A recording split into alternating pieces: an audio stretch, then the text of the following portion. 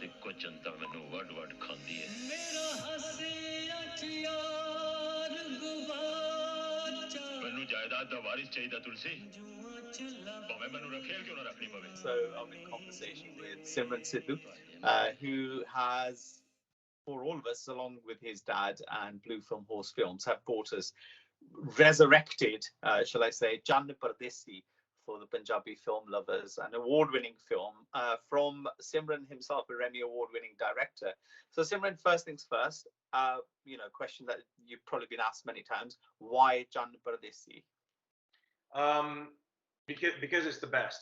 I mean, it's certainly my favorite Punjabi film that I've ever seen, and it is for I think a lot of people. And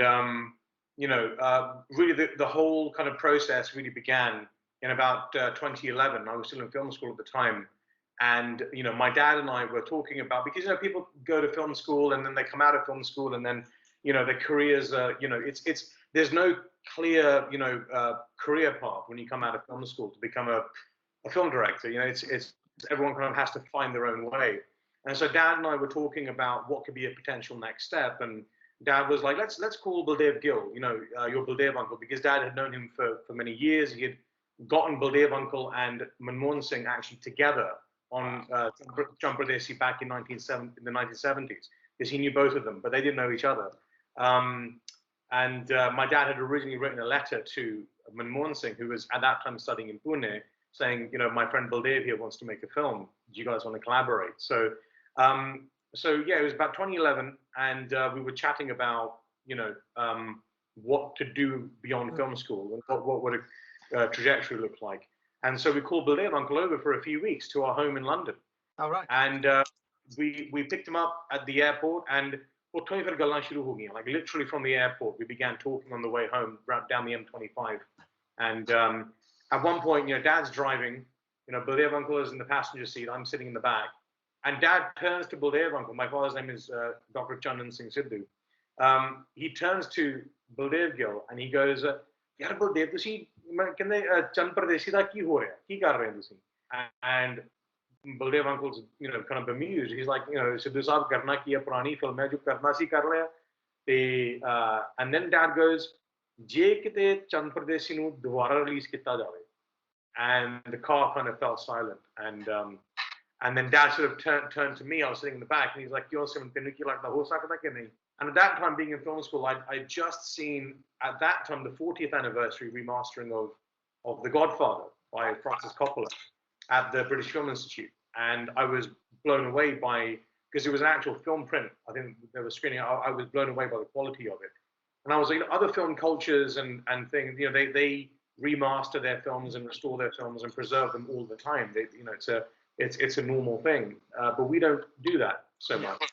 And I was like, if we do re-release Chann Pardesi, then the way to do it would be to do a proper remaster from the original master negative, and restore it, and then it would make sense, And then Dad took that idea and he batted it back to Baldev uncle and said, "What do you think?" And he thought about it for a moment and he said, "Sidhu Saab, I don't know anyone who has the will or the capacity to do something like this. It's never been done before. You're the only ones who can do it." Yeah. So then I think me and Dad in the car there, even with present company included, like I think me and Dad, because my father and I, we're very simpatico. Like we kind of already know sort of what the other one's thinking. We know. Oh, wow. Me and my dad were like best friends, right? So we already know what the other one is thinking, kind of. And so even without speaking, I think we knew that this was going to be our maiden project, and sort of first major release was going to be to bring back a classic.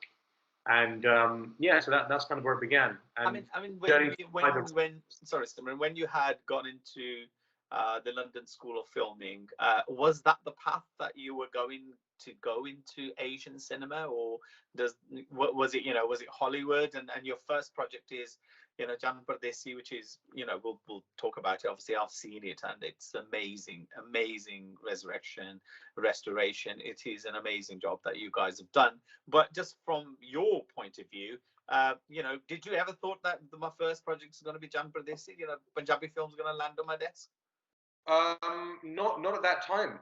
Actually, I was considering it. I had definitely thought about making Punjabi films, but looking at the landscape of what, Punjabi films and Indian films looked like at that time, like in the 2010s, early 2010s, and having grown up in Hollywood movies, because I always tell people, like, people like me have got three heritages, right? We're, Punjabi / Indian. We're also British, but we're also American, right? Because we've grown up on American iconography and ideology, and it's given to us since childhood. So that soft power of Hollywood movies, I think, is something that it's a part of my mimetic DNA. I can't help that. And so I always wanted to make those kinds of movies. But I also was fascinated with my own culture, with Punjabi history. Punjabi history is arguably one of the richest, regional histories in the world. It's so complex and diverse, and like every single culture has been into Punjab, and left their imprint, and so I've always found that fascinating too. But I had always thought about, we talked about, I had some discussions actually with some producer types and some Hollywood people, and thinking about whether to do something in London, work with the BBC, something like, I was trying to figure out sort of what that was going to be. And then eventually, like, when this idea came about, it just felt very, very natural. And then more and more my attention began to shift. And my dad had shown me Chann Pardesi. My wife, who was a massive fan of Indian movies, she began curating and showing me like really good Hindi cinema in particular. I started falling in love with Satyajit Ray. Bengali cinema was amazing, and so I began to think, there is something that I feel I can do sort of with subcontinental cinema, specifically Punjabi cinema. Yeah, I mean that's quite interesting from your point of view. Really good cinema. So, in Simran Sidhu's the expert cinema, what's really good cinema in your? I know you mentioned sort of Bengali cinema, and I've recently been watching Ravindranath Tagore's short movies, and wow, obviously Ravindranath Tagore was a poet, and he wrote lots of, but they've kind of made some of his sort of short films. And I'm just wondering, from your point of view, as a director's point of view, an expert point of view, what is sort of good cinema for you? Well, that's a lot of pressure, Sakina. Good cinema, like, I have a rule, kind of like a rule. I'm like, if a film makes me cry, that's like an automatic kind of like 4 or 5 star film for me. Because to get a person to that, particularly someone who's seen so much cinema, it's, if you can get someone like me to forget the artifice of what I'm seeing, even if it's a very expressionistic film, like it's very over the top, larger than life, which is fine. That's a particular register, it's a tone that you work in. But if you can get me to absorb myself in that piece of work and forget the technicalities of it and just be caught up in the beauty of the thing and the emotion of the thing, then for me that's an automatic, like, there's something masterful happening that I am in awe of. So for me that's and Chann Pardesi definitely does that. You get to the end of the movie and the film has done its work on you. If by the end of the film you're crying. Now, films in Hollywood, they'll be saved somewhere in a library and looked after, make sure it's properly air conditioned and everything. Where did you find Chann Pardesi, and what state was Chann Pardesi in when you found Chann Pardesi, the film? It's traumatic to talk about. I mean, obviously, so once we decided to do this project, we had to buy all of the rights for the film piece by piece. So digital rights were separate, home video rights, everything else. And the rights to the actual film reel was like a separate thing that we had to buy. So we bought everything eventually lock, stock and barrel. The day we bought the rights to the film negative, we were at the film archive in Pune. And, you saw like these, films from Indian history left unspooled to rot in the heat and the damp and the dark, which is, fungus love that environment, and of course the nitrate film, it's a magnet for that kind of stuff. So, people, there was no care at all for it. Luckily, because Chann Pardesi being a national award-winning film, it had kind of been, stacked in a corner with, I think it was still in its original covers and stuff, with film reels. But because of the humid and dark conditions and the hot conditions, fungus had also begun to grow you know, in between, because the reels obviously they're wrapped up.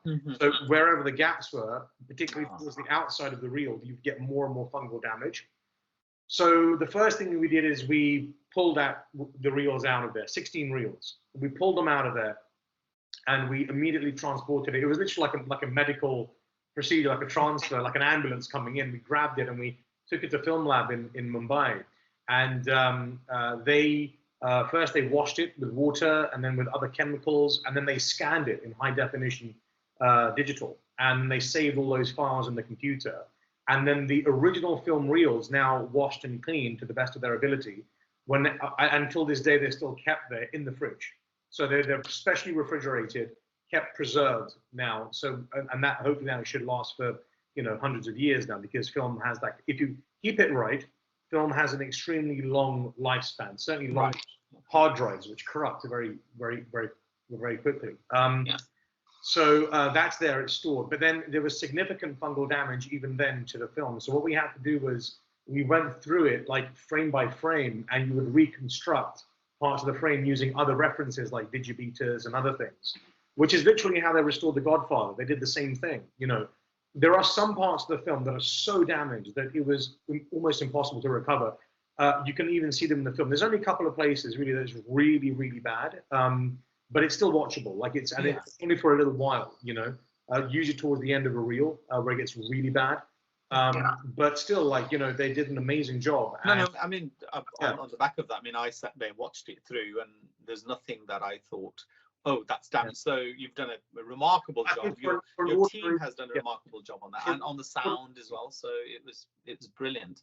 And there were so many people in the theatre when we watched it all together said, God, I watched this film so many years ago, and now I'm watching it again, but it feels like I'm watching a brand new film. You know, it's a fresh film, basically.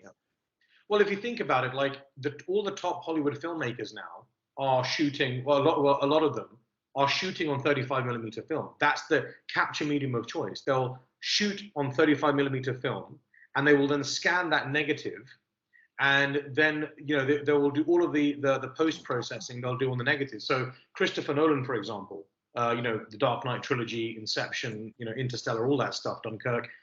He's an avid believer in film as a medium, because it is the superior capture medium. So the great thing about Chann Pardesi was already shot on 35mm. The quality was already there, and there are incredible shots of like Ramavich standing in the sandstorm, or like epic shots of, you know, fields and stuff, and you know, incredible character moments, performances that are captured in such a beautiful way, and it's all there, and the way to see it is on a big screen, because it is epic. It's an epic movie. I mean, you saw it, and I think, you know, the bigger the screen, the better. You know, the bigger the screen, the bigger the sound.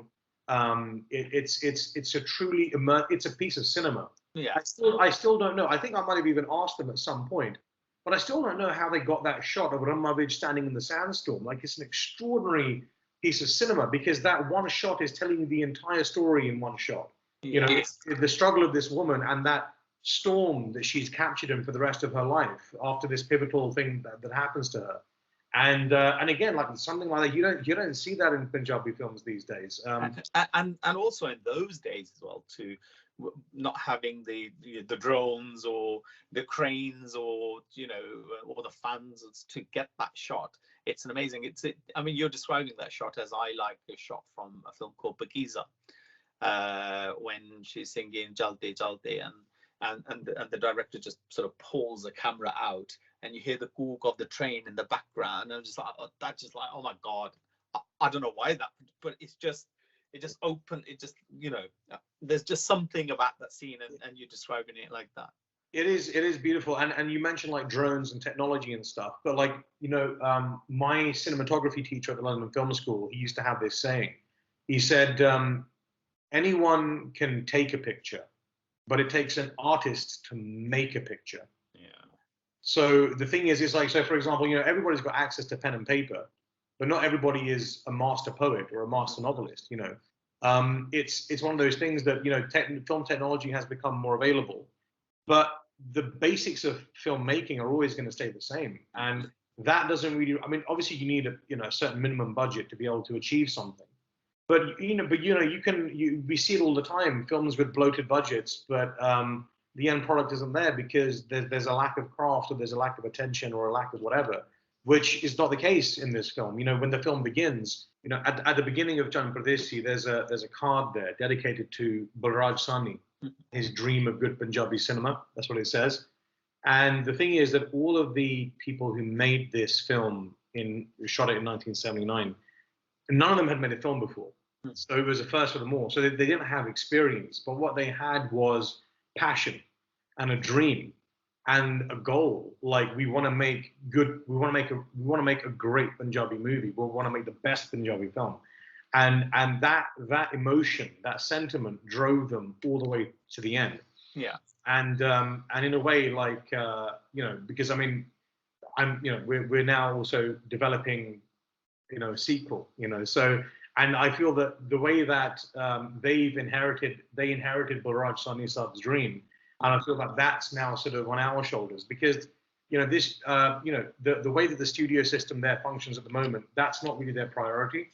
So I think it takes people to come out from, left field and to try and do something different. And so that's what we're going to try and do. No, it was a brilliant concept. And also I spoke to Sunita Dheer the other day, who played the Jagirdar's daughter. Yeah. And she was saying, it was brilliant, actually, the way she said, well, we were all at this acting school, and somebody said, actually, why don't we make a film? Wrote the story, got the story. We were all excited. Everybody got their little roles, who's going to do what, and who's going to be the Jagirdar, and who's going to be, and she said, we went to Bombay, and they said, oh, right, it's a great idea, but you need to get some actors. And she was the only one at the original group who kept apart. So coming into that, what a cast, what a cast of actors. And Chann Pardesi launched so many careers. How did they feel, the ones who are still around? I assume that you told them that this was happening, and on the back of that, how was that conversation had? Yeah, that was fascinating. Originally, what happened was we kind of didn't really talk too much to the cast, because our focus in the beginning was just on the work, just trying to get the film, all the the nitty gritty, the technical stuff. So we really were talking more to the original filmmakers like Manmohan Singh and Baldev Gill, J.S. Chima, the late Mr. Yogaraj Seda, and the producers of the film. We were just really trying hard to just bring the film, together. But once we had something to show people, we cut the trailer together, which so I directed the trailer because I wanted the trailer to be a very specific type of trailer. We cut the trailer together, and we showed that to Raj Babbar, and he flipped out. It was like he couldn't, because this film obviously it means so much to all of these people, that it launched them. And also I would even go as far as to say that Chann Pardesi actually ended up launching 2 decades worth of Bollywood cinema, because all of those people behind the camera and in front of the camera would eventually migrate to Mumbai and start making Hindi cinema, but making it in that style. Don't forget that, Manmohan Singh would end up becoming Yash Raj's cinematographer. So you can see that style of Chann Pardesi imprinted. And then obviously then everyone began trying to imitate the Yash Raj style of filmmaking. So you can see how important Chann Pardesi was. There were literally, Hindi film directors. There are stories of Hindi film directors saying, oh, like that scene in Chann Pardesi, do it like that. It became like a touchstone, for so many people. It was such a mark of quality, and remains so. And the actors, for all of them, is such a special thing. And Raj Babbar Saab is very enthusiastic about it, and Sunita Dheer and Bhushan Karbanda, he's really passionate about the movie as well. Such a big part of his life. Rama Vij and Om Puri Saab. It was very, it's important to all of them, and as it should be. So yeah.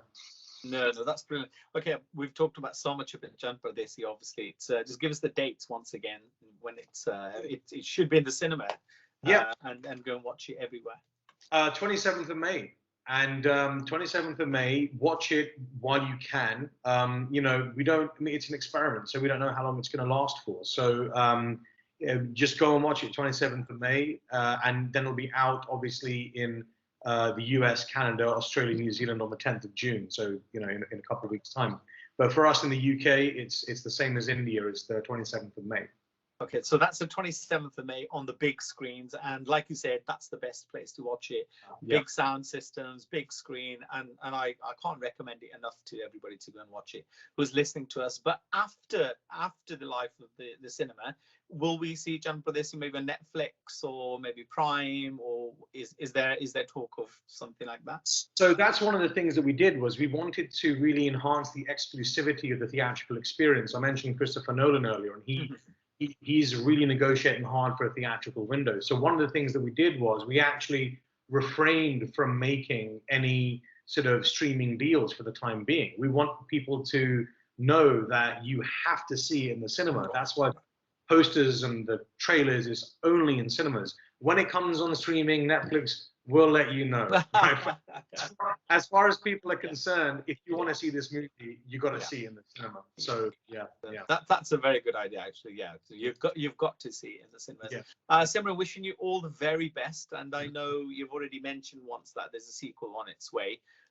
So that sounds quite exciting. There we go. What a great note to end it on. Absolutely. Thank you to Simran Sidhu.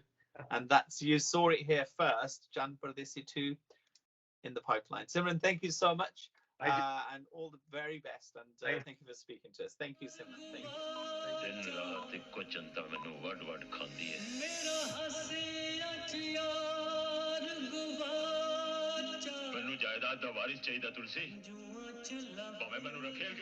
you.